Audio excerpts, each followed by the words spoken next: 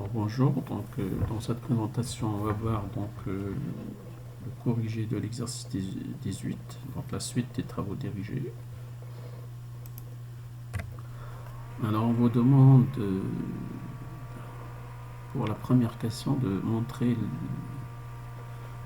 quel que soit t à partir de l'intervalle 0,1, l'exponentielle de t inférieur ou égal à 3 est supérieur à 1, également l'exponentielle de x, quel que soit x appartient à 0,1 est supérieur à 1 plus x est inférieur ou égal à 1 plus 3x, ainsi de suite. Donc pour les autres, bien évidemment inégalité pour la question 3 et 4, et à la fin on vous demande au niveau de la question 5 de déduire la continuité, la dérivabilité donc de la fonction de x égale à l'exponentielle de x moins 1 sur x, avec x à partir de l'intervalle 0, 1, on verra à gauche et f de 0 égale à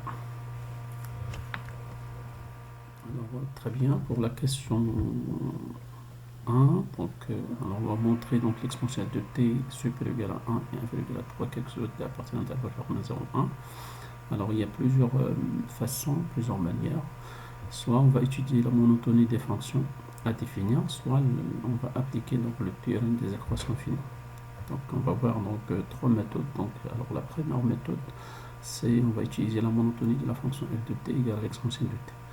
Comme vous le savez, donc f de t c'est défini sur R et est croissante bien évidemment. Alors t appartient à l'intervalle 0, 1, donc t supérieur à 0 et inférieur à 1, donc ça entraîne, puisqu'il est croissante, que l'exponentielle de 0 inférieur à l'exponentielle de t inférieur à l'exponentielle de 1.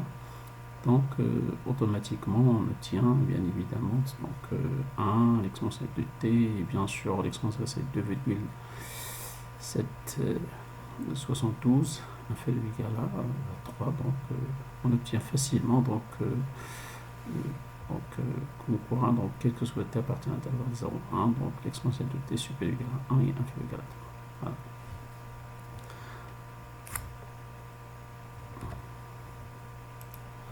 Pour la deuxième méthode, la deuxième manière, on va étudier la monotonie de deux fonctions. C'est le même principe.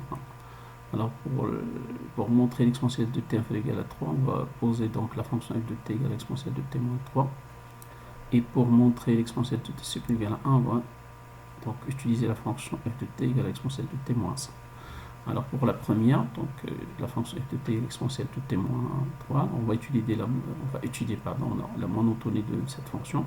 Alors il est continu et dérivable sur R, en particulier sur l'intervalle 0, 1. Donc si vous calculez f', f' de t, c'est tout simplement l'exponentielle de t, il est toujours positif, donc elle est croissante. Donc, puisque t appartient à l'intervalle 0, 1, donc t inférieur ou égal à 1, donc ça entraîne que f de t, puisqu'il est croissante, c'est inférieur ou égal à f de 1. f de 1, vous calculez, c'est l'exponentielle de 1 moins 3. Donc l'exponentielle c'est 2,72 à peu près. Moins 3 c'est négatif, donc l'exponentielle de t moins 3 c'est inférieur ou égal à 0. Donc on peut déduire facilement que quel que soit t à partir de l'intervalle 0, 1, donc l'exponentielle de t inférieur ou égal à 1. Même principe, alors f de t, l'exponentielle de t moins 1 est continu dérivable, en particulier sur l'intervalle 0, 1, vous calculez donc la dérivée en fait, c'est l'exponentielle de t, donc le même principe, c'est f est croissante, et vous posez donc par la suite, puisque t supérieur ou égal à 0, donc ça entraîne, puisqu'il est croissant, donc f de 0 inférieur ou égal à f de t, f de 0 c'est égal à 0, donc ça entraîne automatiquement que l'exponentielle de t moins 1 supérieur ou égal à 0. Donc on peut déduire facilement que quel que soit t à partir de l'intervalle 0, 1, l'exponentielle de t supérieur ou égal à 1. Donc par conséquent, quel que soit t à partir de l'intervalle 0, 1 pour les deux cas, K1 et K2, donc on a l'exponentielle de t, c'est supérieur ou égal à 1 et inférieur ou égal à 3. Ça c'est pour la méthode 2. Alors pour la méthode 3, également, vous pouvez donc appliquer le théorème des accroissements finis. Alors pour le cas 1, c'est comme le premier principe, comme la méthode 2. On va étudier donc deux cas envisagés, on va poser deux fonctions, montrer donc l'inégalité de l'exponentielle de t inférieur à 3. Donc on va utiliser f de x égale à l'exponentielle de x moins 3, avec x appartenant à l'intervalle 0, 1. Alors quelles sont les conditions? Appliquer le théorème des équations finies, la continuité donc sur l'intervalle 0t et la dérivabilité sur l'intervalle 0t ouvert. Donc il existe un C appartenant à l'intervalle ouvert 0 t tel que f de t moins f de 0 égale à t moins 0 f' de c. Alors si vous faites les calculs, alors f de 0 c'est moins 2 plus 2 égale à t fois f' de c. D'accord. Alors, or f' de c égale à l'exponentielle de c, donc ça entraîne que f de t égale à t, l'exponentielle de c moins 2. Donc, c'est vous vérifiez, donc on peut vérifier facilement que c'est négatif, inférieur ou égal à 0. Donc, l'exponentielle f de t, donc inférieur ou égal à 0. Donc, f de t égale à l'exponentielle de t moins 3, inférieur ou égal à 0. Donc, automatiquement, on peut dire facilement que quel que soit t appartenant à l'intervalle 0, 1, l'exponentielle de t inférieur ou égal à 3. Voilà. Ça, c'est pour le cas 1. Alors, toujours en utilisant, en appliquant donc, le théorème des accroissements finis, donc, le cas 2, c'est de montrer que l'exponentielle de t est supérieur ou égal à 1. Alors, qu'est-ce qu'on va utiliser comme fonction? Donc, f de x égale à l'exponentielle de x moins 1. Également vérifier donc les conditions pour appliquer le théorème des accroissements finis, la continuité, la divisibilité. Il existe un C, donc tel que f de t moins f de 0 égale à t moins 0 f' de c. Alors, faites les calculs. Alors f de 0 c'est 0, donc ça entraîne que f de t égale à t fois f' de c. Et f' de c c'est l'exponentielle de c, donc si vous faites vérifier, donc c'est automatiquement f de t égale à t fois l'exponentielle de c, c'est supérieur ou égal à 0, donc automatiquement f de t égale à l'exponentielle de t moins 1 supérieur à 0, donc ça entraîne, peut déduire donc facilement que quel que soit t appartenant à l'intervalle 0, 1, donc l'exponentielle de t est supérieur ou égal à 1. Donc voilà, donc finalement, on vient de démontrer pour les deux cas, K1 et K2, donc quel que soit t appartenant à l'intervalle 0, 1, donc l'exponentielle de t supérieur ou égal à 1 et inférieur ou égal à 3. Voilà. Donc, très bien, alors pour la question 2, on vous demande de déduire quel que soit x appartenant à l'intervalle 0, 1, donc l'exponentielle de x supérieur ou égal à 1 plus x et inférieur ou égal à 1 plus 3x. Alors, il y a plusieurs façons, il y a plusieurs méthodes, alors on va voir deux méthodes. Donc on va utiliser donc la monotonie de deux fonctions pour la première méthode, donc f de x égale à l'exponentielle de x moins 3x moins 1, pour montrer que l'exponentielle de x inférieur ou égal à 1 plus 3x, et pour montrer que l'exponentielle de x supérieur ou égal à 1 plus x, on va utiliser donc la fonction égale l'exponentielle de x moins 1. Alors bien sûr, on va utiliser deux cas. Donc, on va rapidement, vous pouvez donc déduire qu'en quoi la fonction f de x égale à l'exponentielle de x moins 3x moins 1, il est continu dérivé sur R, en particulier c'est l'intervalle 0, 1. Vous calculez la dérivée, donc c'est f' de x égale à donc l'exponentielle de x moins 3. Et d'après la question numéro 1, donc puisqu'on vous demande de déduire, donc d'après la question numéro 1, on a déjà l'exponentielle de x moins 3, c'est inférieur ou égal à 0. Donc f est croissante, pardon, décroissante, puisque f' est négatif, donc on a x appartenant à l'intervalle 0, 1, donc supérieur ou égal à 0, donc ça entraîne, puisqu'il est décroissante, f de x il est inférieur ou égal à f de 0. Donc ça entraîne que f de x est inférieur ou égal à, alors f de 0, si vous faites le calcul de f de 0, c'est égal à moins 1. Voilà. Donc ça entraîne que f de x est inférieur ou égal à 0, donc automatiquement on peut déduire que l'exponentielle de x moins 3x moins 1 est inférieur ou égal à 0, donc on peut déduire que l'exponentielle de x est inférieur ou égal à 1 plus 3x. Ça c'est pour le cas 1. Pour le cas 2, on va utiliser la fonction exponentielle de x moins 1, c'est le même principe, alors avec la continuité, la dérivée sur l'intervalle 0, 1. Pour calculer f' de x et l'exponentielle de x moins 1, d'après la question numéro 1, on a déjà démontré que quoi il est positif, donc il est croissant, donc x appartient à l'intervalle 0, 1, donc supérieur ou égal à 0, donc ça entraîne puisqu'il est croissant, donc f de 0 inférieur ou égal à f de x. Alors automatiquement f de x elle est f de 0, si vous calculez f de 0, donc ça donne 0, donc f de x supérieur à 0, donc vous remplacez f de x par l'exponentielle de x moins 1, donc supérieur à 0, donc voilà, on peut déduire que l'exponentielle de x supérieur ou égal à 1 plus x. Donc, par conséquent, donc, quel que soit x appartenant à l'intervalle 0, 1, donc l'exponentielle de x est inférieur ou égal à 1 plus 3x est supérieur ou égal à 1 plus x. Donc ça c'est la première méthode. Alors la deuxième méthode, on va utiliser donc le calcul d'intégrale, donc pour montrer donc l'exponentielle de x supérieur ou égal à 1 plus x est inférieur ou égal à 1 plus 3x. Or, d'après la question numéro 1, quel que soit t appartenant à l'intervalle 0,1, on a l'exponentielle de t inférieur ou égal à 3. On a déjà démontré ça. Donc, je peux également, donc ça entraîne, donc je peux déduire par la suite, donc par conséquent, donc je peux faire l'intégrale donc de 1 dt entre les bornes 0x inférieur ou égal à l'intégrale de l'exponentielle de t dt inférieur à l'intégrale de 3 dt. Et vous cherchez les primitifs des intégrales. Donc la première intégrale, donc 1 c'est t 0x, la primitive de l'exponentielle de t c'est l'exponentielle de t, et la primitive de 3, la constante 3 c'est 3t. Et vous faites par la suite les calculs, donc f de i, donc la primitive donc c'est x moins 0, f de x moins f de 0, donc ça donne x inférieur ou égal à l'exponentielle de x moins l'exponentielle de 0, ça donne l'exponentielle de x moins 1, inférieur ou égal à 3x moins, bien évidemment, 3, 0, 16. Donc ça entraîne automatiquement que l'exponentielle de x moins 1 supérieur à x est inférieur à 3x. Donc par conséquent, quel que soit x appartenant à l'intervalle 0, 1, donc je fais passer le 1 à gauche et à droite. Donc on peut donc déduire que l'exponentielle de x supérieur à 1 plus x est inférieur égal à 1 plus 3x. Mais vous pouvez également utiliser la méthode 3. Donc c'est le même principe en utilisant le théorème des équations finies. Voilà. La question 3, on vous demande de déduire quel que soit x appartenant à l'intervalle 0, 1, donc 1 plus x carré sur 2 inférieur à l'exponentielle de x inférieur à 1 plus x plus 3x carré sur 2. Également, il y a plusieurs façons, donc la monotonie d'une fonction, soit théorème des équations finies, soit utiliser le calcul intégral. Donc on va voir la première méthode rapidement, c'est le même principe que la question numéro 2. Donc on va montrer donc le premier cas, donc l'exponentielle de x inférieur à 1 plus x plus 3x carré sur 2. On va poser la fonction f de x égale à l'exponentielle de x moins 1 moins x moins 3x carré sur 2.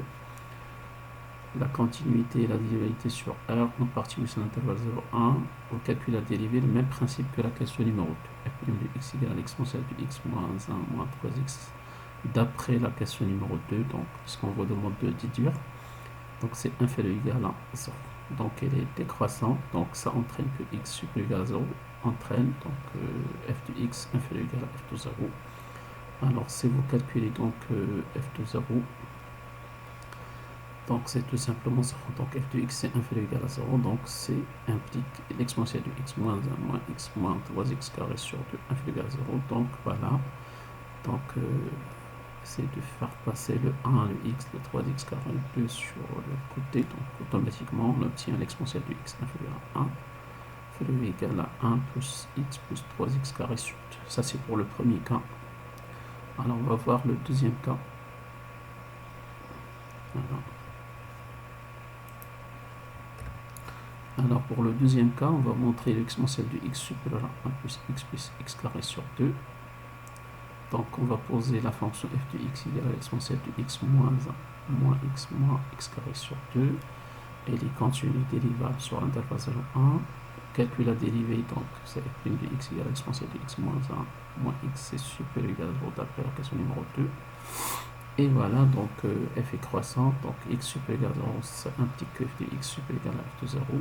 Alors f de 0 c'est 0, donc ça entraîne que l'exponentielle de x moins 1 moins x carré sur 2 c'est f de x, c'est supérieur ou égal à 0. Donc voilà, on peut déduire facilement donc, que l'exponentielle de x supérieur à 1 plus x carré sur 2.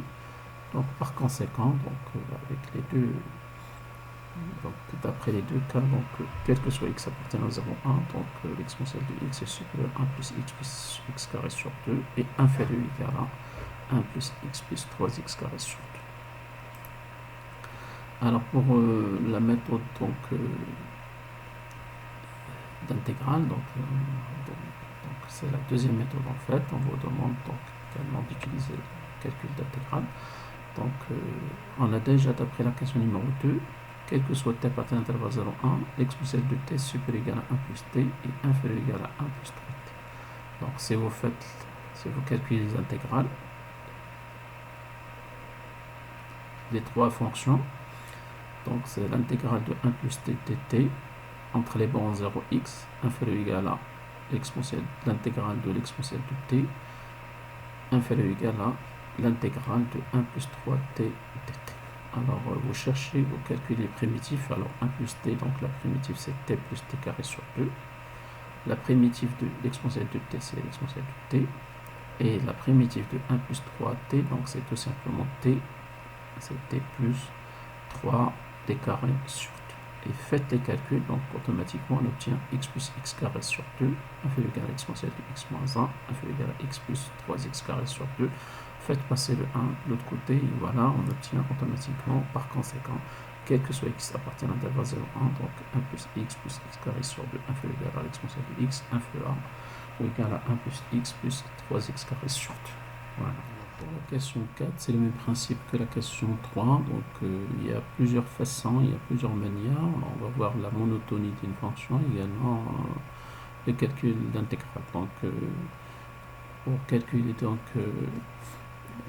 pour montrer donc que quel que soit x appartenant à l'intervalle 0, 1, donc l'exponentielle de x inférieur à 1 plus x carré sur 2, on va utiliser la fonction f de x égale à l'exponentielle de x moins 1 moins x carré sur 2 moins x absence 3 sur 2 pour le premier cas. Et pour la deuxième, on va utiliser la fonction f de x égale à l'exponentielle de x moins 1 moins x carré sur 2 moins x absence 3 sur 6. C'est ça les temps. Donc bien évidemment ces fonctions sont continues dérivables, donc pour calculer f', alors f' de x c'est l'exponentielle de x moins 1 moins x moins 3x carré sur 2, d'après la question numéro 3, donc elle est négative, donc f est décroissante, donc je peux déduire facilement que x c'est x supérieur ou égal à, puisque x appartient à l'intervalle 0, 1, il est supérieur ou égal à 0, ça entraîne que f de x inférieur ou égal à f de 0, de 0 c'est égal à 0. Donc ça entraîne automatiquement que l'exponentielle de x moins 1 moins x carré sur 2 moins x absence 3 sur 2 inférieur ou égal à 0. Voilà. Donc on peut déduire que l'exponentielle de x est inférieur ou égal à 1 plus x carré sur 2 plus x absence 3 sur 2. Et ensuite, même principe pour le cas 2, on va poser donc la fonction f de x égale à l'exponentielle de x moins cette partie moins 1 moins x carré sur 2 moins x absence 3. Il faut corriger ici, donc c'est x absence, pardon, x absence 3.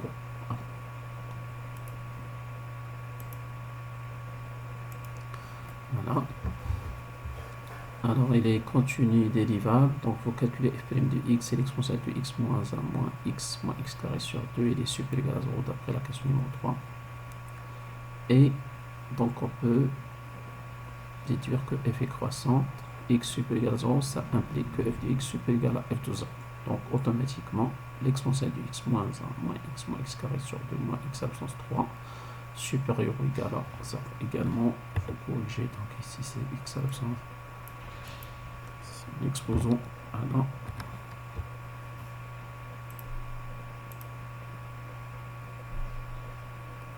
Ici.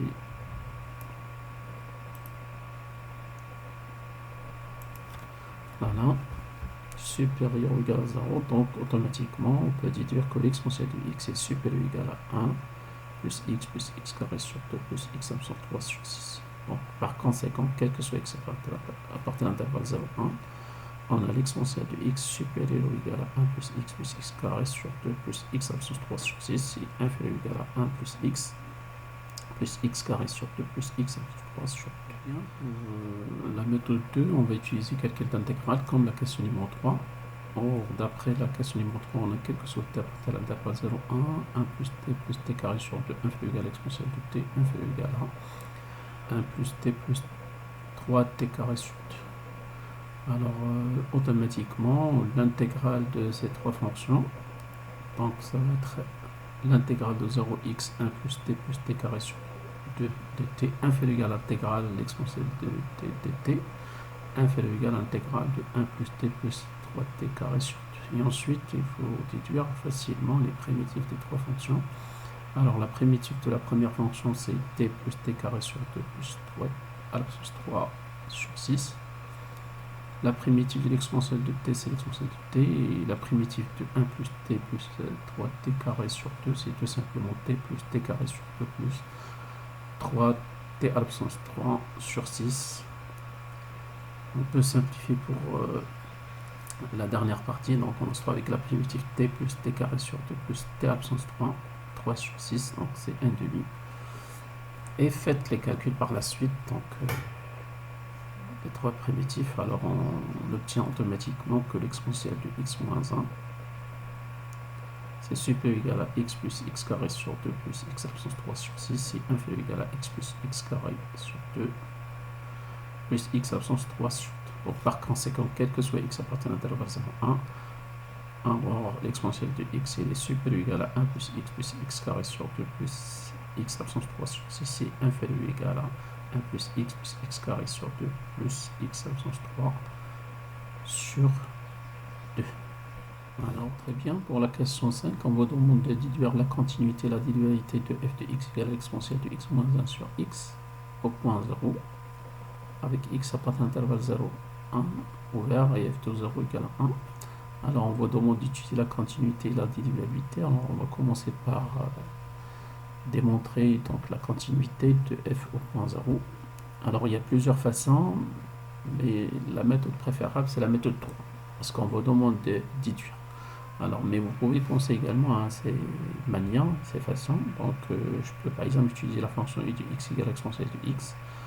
On sait que u est dérivable au point x égale à 0, donc c'est dérivable, donc c'est limite quand x tend vers 0 de u de x moins u de 0 sur x moins 0 égale à f' de 0. On a déjà vu donc ces façons, donc dans les exercices donc, précédents, donc c'est égal à, donc tout simplement ça entraîne que limite quand x tend vers 0 de l'exponentielle de x moins 1 sur x égale à tout simplement 1.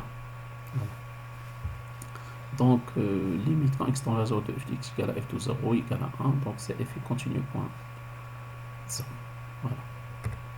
Alors également, donc je peux penser également à la méthode 2 en utilisant la règle de l'hôpital, donc limite quand x tend vers 0 de l'exponentielle de x moins 1 sur x, c'est-à-dire f de x égale à forme indéterminée, donc automatiquement il faut appliquer donc une méthode parmi les méthodes. Donc la méthode c'est la règle de l'hôpital, donc c'est tout simplement égal à limite quand x tend vers 0 de f' sur g', donc c'est l'exponentielle de x sur 1, égale à limite quand x tend donc, vers 0 de l'exponentielle de x égale à 1. Donc limite quand x tend vers 0 de f de x égale à 1 égale à f de 0, donc f est continu également au point 0 en utilisant la deuxième méthode. Mais la meilleure méthode ici, donc, qu'on existe, c'est la méthode 3. Ce qu'on vous demande de déduire, donc, c'est-à-dire il faut utiliser la question précédente, c'est la question numéro 4. Donc, on sait que la question numéro 4, c'est quel que soit x appartenant à l'intervalle 0, 1, on a l'exponentielle, c'est supérieur ou égal à 1 plus x carré sur 2 plus x à la puissance 3 sur 6, et inférieur ou égal à 1 plus x carré sur 2 plus x à la puissance 3 sur 2. Alors, faites passer le 1, il est divisé par x. Alors, tout simplement, l'exponentielle de x moins 1 sur x, c'est f de x en fait. Supérieur ou égal à 1 plus x sur 2 plus x carré sur 6, et inférieur ou égal à 1 plus x sur 2 plus x carré sur 2. Donc, limite de cette fonction, c'est inférieur ou égal à la limite de l'exponentielle de x moins 1 sur x, c'est-à-dire f de x, et inférieur ou égal à la limite de 1 plus x sur 2 plus x carré sur 2. Donc, si vous faites les calculs, donc des deux premières limites, vous aurez donc le 1 dans les deux. Et bien évidemment, donc je peux déduire que limite quand x tend vers 0 de l'exponentielle de x moins 1 sur x égale à 1. Donc limite quand x tend vers 0 de f de x égale à f de 0 tout simplement. Donc par conséquent, f est continu au point égal à 0.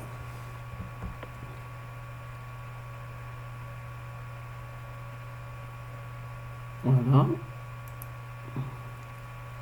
Alors maintenant, on va passer à la deuxième partie, c'est étudier la dérivabilité de f au point 0. Donc également, il y a plusieurs manières. Mais de toute façon, pour montrer la dérivabilité de la fonction f au point 0, il faut montrer que limite quand x tend vers 0 de f de x moins f de 0 sur x moins 0 égale à f prime de 0. Alors, si vous remplacez par f de x, donc vous aurez limite quand x tend vers 0 de l'exponentielle de x moins 1 sur x moins 1 sur x. Faites les calculs, donc il faut bien évidemment calculer la limite quand x tend vers 0 de l'exponentielle de x moins 1 sur x carré. Donc, vous pouvez penser à cette méthode en utilisant la règle de L'Hopital, mais on exige donc la meilleure méthode, c'est la méthode suivante. Donc, mais vous pouvez également penser à ça, c'est 0 sur 0 forme indéterminée. Donc, on applique la règle de L'Hopital, donc c'est tout simplement limite quand x tend vers 0 de f de x moins f de 0 sur x moins 0 égale à limite quand x tend vers 0 de f prime sur g prime, c'est l'exponentielle de x moins 1 sur 2x. Donc également, si vous remplacez par x égale 0, c'est forme indéterminée, on applique une deuxième fois la règle de L'Hopital. Et à la fin, on va se trouver avec limite quand x tend vers 0 de f de x moins f de 0 sur x moins 0 égale à limite quand x tend vers 0 de l'exponentielle de x sur 2 égale à 1 demi égale à f. Donc f est dérivable au point 0. Sinon, donc, la meilleure méthode donc, qu'on exige, puisqu'on vous demande de déduire la dérivabilité de la fonction point 0 en utilisant, donc tout simplement, on va utiliser la question numéro 4. Alors déjà, donc, on a limite quand x tend vers 0 de f de x moins f de 0 sur x moins 0, d'après la première méthode, en fait, égale à f de 0 égale à limite quand x tend vers 0 de l'exponentielle de x moins 1 sur x carré. Alors, on va encadrer donc l'exponentielle de x moins 1 sur x carré. Donc, d'après la question numéro 4, donc tout simplement, l'exponentielle de x moins 1 moins x sur x carré, d'après la question 4, tout simplement, il est supérieur à 1 demi plus x sur 6, c'est inférieur ou égal à 1 demi plus x sur. Et vous calculez les limites. Alors, tout simplement, on obtient 1 demi inférieur à la limite quand x tend vers 0 de l'exponentielle de x moins 1 moins x sur x carré, inférieur ou égal à 1 demi, donc automatiquement, limite quand x tend vers 0 de l'exponentielle de x moins 1 moins x sur x carré égale à 1 demi. Donc, on peut déduire que limite quand x tend vers 0 de f de x moins f de 0 sur x moins 0 égale à f prime égale à 1 demi. Donc, f est dérivable au point 0.